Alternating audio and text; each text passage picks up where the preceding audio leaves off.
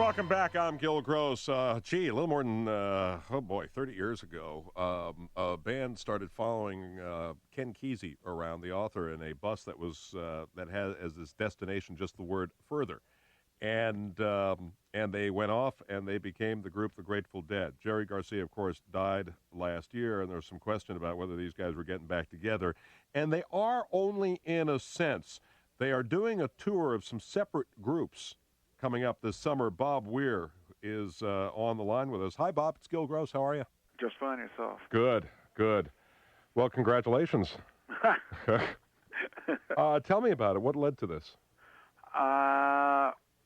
It seems pretty obvious to me, but I'll go back to it anyway. I mean, I'm not ready to stop playing. Mickey's not ready to stop playing, so here we go. Mm-hmm. A lot of kids out there are used to having a summer tour they hang their hats on. And so am I, and so is Mickey. So we put this together to do just that.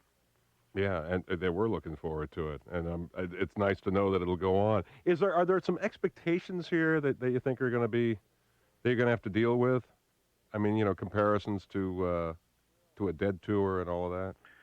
Well, I don't think you're going to want to compare this to a Dead tour because the Grateful Dead is no more, as we knew it. I think it'd be pointless to make any sort of comparisons because, today's a new day, and this is a new tour, and we're going to be playing a lot of new music that people have not yet heard, much of it at least. And rather than comparing it to times past and to music past and stuff like that, I think it would serve everybody to enjoy it for the moment.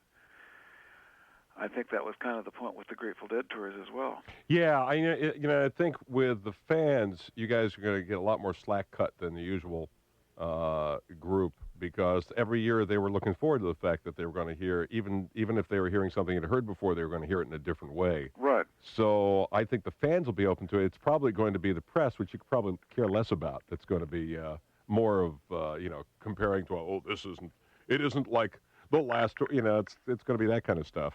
Well, I think it was Ornette Coleman. I'm not sure, but I don't want to quote him unfairly, but someone of his ilk who said that critics are to musicians as ornithologists are to birds. Let them say what they want. Good attitude. Why the Further Festival? Why decide to go back, to harken back to those days with the name of it? We were looking for a name. It occurred to me that I basically left home on a bus when I was 16 or 17, and that was the good ship Further. And we're going to be on buses on this tour, so it's another bus tour. Mm-hmm. And we were looking for a name, and that just sort of popped up. Well, the name keeps popping up. I noticed in the book you did with your sister, the last book you did with your sister, Barrow Bay, Australia, it pops up in the sailboat too. Right, and I have a foundation. Well, that bus figures fairly prominently in my mythos, in my pantheon. The tour begins in June, right? Mm-hmm. In Atlanta. God, I mean the breadth. It's just amazing with you guys, the breadth of the background, the breadth of the influences, of the taste, and how it all comes together.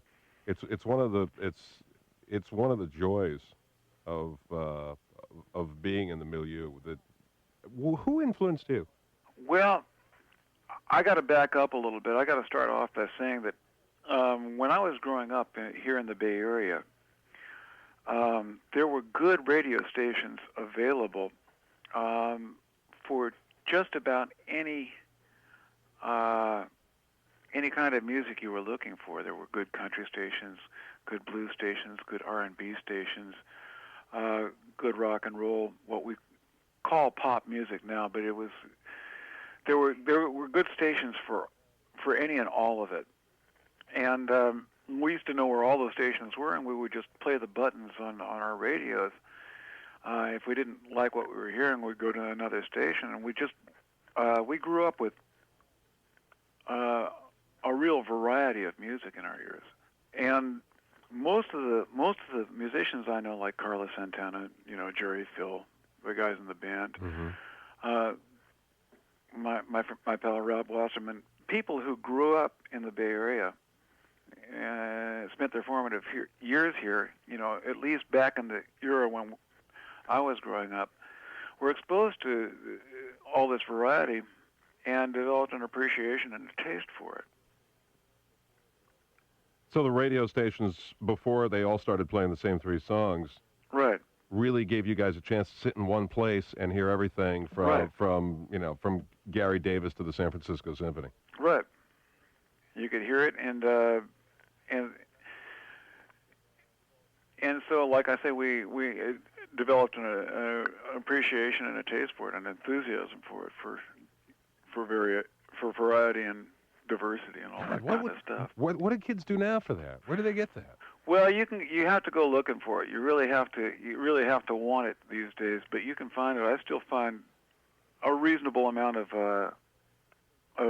variety on the radio. Of course, I've got 20 stations or 30 stations programmed into my radio now, and I can I've gotten pretty adept at playing the buttons there.